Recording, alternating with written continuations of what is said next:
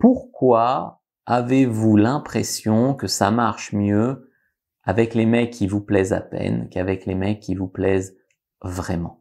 Pourquoi ça marcherait moins bien avec les mecs qui vous plaisent vraiment? Bonjour à toutes, c'est Fabrice Julien, coach et auteur, notamment auteur du livre Le trouver, le rencontrer, le garder. Dans cette vidéo, j'ai envie de vous poser une question simple, d'après vous. Pourquoi vous avez l'impression que les mecs dont vous vous fichez, ils vont faire plus d'efforts, ils vont insister plus, etc. Et les mecs qui vous plaisent vraiment, les mecs qui vous intéressent vraiment, vous avez l'impression que c'est compliqué, que c'est la galère, qu'ils se servent de vous, que vous les intéressez pas tant que ça, etc. Voilà, ça c'est intéressant comme vidéo. L'idée ici, c'est de vous dire que, en fait, il y a un biais de pensée là-dedans. Quand vous êtes vraiment intéressé par un mec, vous commencez en fait à faire des stratégies, à suranalyser, à couper les cheveux en quatre, etc. Vous marchez sur des œufs parce que le stress est présent et parce que l'enjeu, ce mec, hein, c'est le seul qui me plaît, que j'ai rencontré depuis longtemps, etc. Je vous connais. L'enjeu devient supérieur au jeu de la séduction. Au jeu, d'accord. Le problème, c'est que d'habitude, vous êtes peut-être une femme qui est un peu seule. Vous rencontrez pas assez de mecs. Quand vous rencontrez des mecs, ça marche pas trop. Vous passez vos soirées sur Netflix. Et vos 2000 amis sur Facebook, ils comblent pas votre dépendance affective. Si vous voulez arrêter de vous attacher à des mecs qui s'en foutent de vous, commencez déjà par apprendre à être heureuse toute seule. Ça, c'est une clé que je donne au passage. Meilleur remède à la dépendance affective. Donc, en fait, ce mec ne comblera pas votre vide intérieur, pas plus que Netflix ou Facebook, d'accord? Ce mec, c'est vous qui vous faites des films dans votre tête. Votre esprit, en fait, a vu un gars qui semble vous plaire, mais vous savez rien de lui. Vous l'avez vu peut-être une fois, deux fois, trois fois, ou peut-être que vous l'avez vu au travail juste sous l'angle professionnel. Autant dire que vous savez rien de lui. On connaît pas les gens comme ça. D'ailleurs, c'est pas facile de connaître les gens. Mais ça, c'est une autre histoire. Donc votre cerveau comble les trous, et votre cerveau en fait l'homme idéal, presque un dieu sur terre de ce gars, ce qu'il n'est pas. Et vous vous accrochez à ce que vous voudriez. Donc vous tombez amoureuse de l'image de ce gars, qui est une image de lui, mais qui n'est pas lui. Vous vous accrochez à ça parce que vous voudriez tellement que ça soit vrai, que ça marche, etc. Et vous vivez dans un monde parallèle presque. Mais votre cerveau, c'est pas un détecteur de mensonges de la CIA. Votre cerveau, il ne sait rien. Quand tu sais que ton cerveau ne sait rien, que quand tu as vu un mec 3 fois, tu ne le connais pas, tu commences à relativiser. Et quand tu commences à relativiser ça, tu deviens meilleur. Parce que un mec, si tu veux vraiment savoir qui il est, faut le voir en différentes situations. Faut le voir sous l'angle professionnel, faut le voir en famille, faut le voir au pieu, hein, au lit, au sexe, faut le voir en société, faut le voir en privé. Il y a des mecs qui sont très bien en société, puis qui tapent leur femme en privé. Il y a des mecs, je sais pas, qui sont très grande gueule et puis qui au lit sont nuls. Il y a des mecs qui sont très bien en couple, puis après c'est des fils à maman dans les jupes de leur mère, c'est insupportable.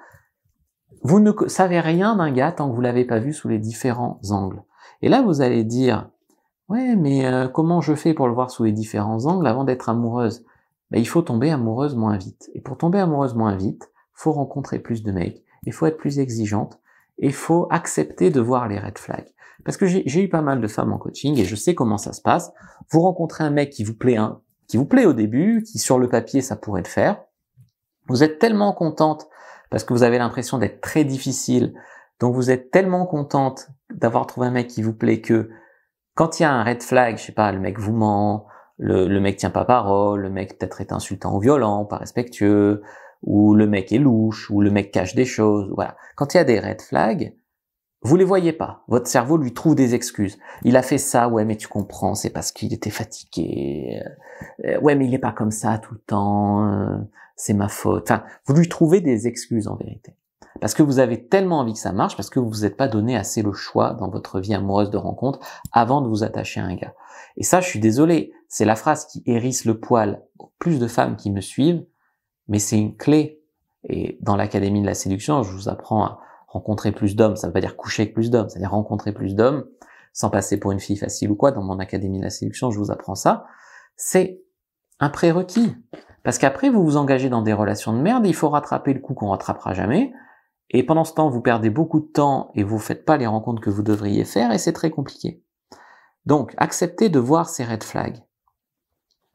La vérité, c'est que vous devez accepter que, parce que en même temps, ça fait des années que vous galérez, peut-être avec un gars ou avec les hommes, ou avec un gars à la con, mais vous voulez qu'en 3 semaines, votre problème soit résolu. Il faut être sérieuse.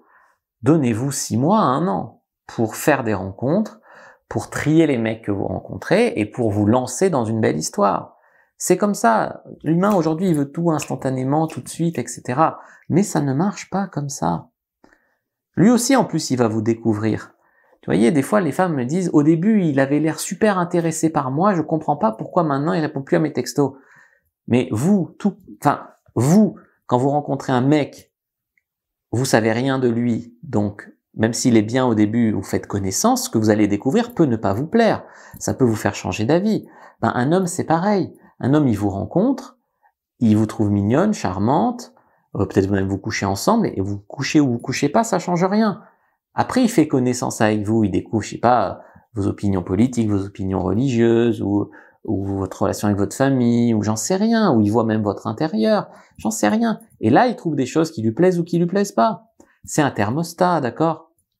Donc, quand tu rencontres un homme et que tu dis au début, on s'entendait super bien, et puis maintenant il me répond plus, que faire? Qu'est-ce que tu veux qu'on fasse? Peut-être que finalement vous lui avez pas plu tant que ça, ou vous avez fait des erreurs de séduction, ou pas d'ailleurs, ou peut-être que vous êtes juste pas compatibles, ou qu'il n'y a pas d'alchimie de son côté. Mais ce que je veux dire ici, c'est que lui aussi, il peut se rapprocher ou s'éloigner de vous, tout comme vous pouvez vous rapprocher ou vous éloigner d'un homme. Donc, le mieux, c'est de pas mentir, d'accord? Il vaut mieux pas mentir, je sais pas, il y a des meufs qui mentent sur leur âge, ou qui mentent sur leurs opinions politiques, ou qui mentent sur des choses, sur le fait qu'elles veulent ou pas des enfants, pour donner la bonne réponse au gars.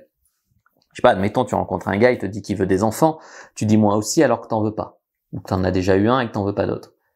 Ça sert à quoi de lui mentir? Ok, tu vas peut-être sortir avec lui, mais le jour où il verra la vraie toi, il va s'éloigner. Donc en fait, tu veux le piéger. Donc en fait, c'est déjà malsain de base. Donc Et après, je sais que vous le voyez pas comme ça, parce que vous, de votre point de vue, c'est comment avoir un homme qui me plaît.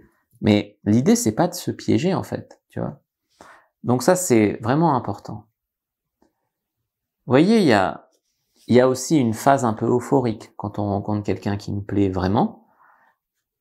Je la vois beaucoup plus chez les femmes que chez les hommes, mais les hommes bien en manque peuvent aussi avoir ça. C'est une sorte de lunettes roses que tu portes, et c'est des lunettes où tu vois tout en rose. Et si le mec, il te dit non, mais je vais pas regarder le foot, mon équipe préférée qui joue la Ligue des Champions, mais je vais pas regarder pour t'aider à, je sais pas, changer la litière de ton chat, bah dis-toi que, attends, il est encore en phase où c'est les hormones qui parlent, attends un petit peu que ça passe pour voir le vrai lui. Voilà, ça peut durer quelques mois maximum.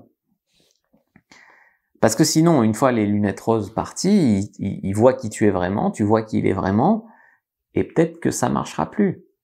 Donc en fait, ce que je voudrais dire ici, c'est pourquoi est-ce que les mecs qui te plaisent vraiment, t'as l'impression qu'ils s'intéressent moins à toi et que c'est plus dur, et les mecs qui te plaisent pas tant que ça, t'as l'impression que c'est plus facile, etc. C'est une question d'enjeu. Comme les mecs qui te plaisent vraiment, tu les attends, tu les guettes, tu suranalyses, tu te prends la tête, etc., eh ben, déjà, tu mets beaucoup plus d'enjeux dessus, donc tu focalises là-dessus, donc tu as l'impression que ça va pas assez vite. Et en plus, eux, ils voient une version de toi un peu stressée, un peu qui marche sur des œufs, moins rigolote, moins joueuse, moins qui se lâche, donc ils sont aussi un peu moins séduits. Et toi, t'es trop impatiente.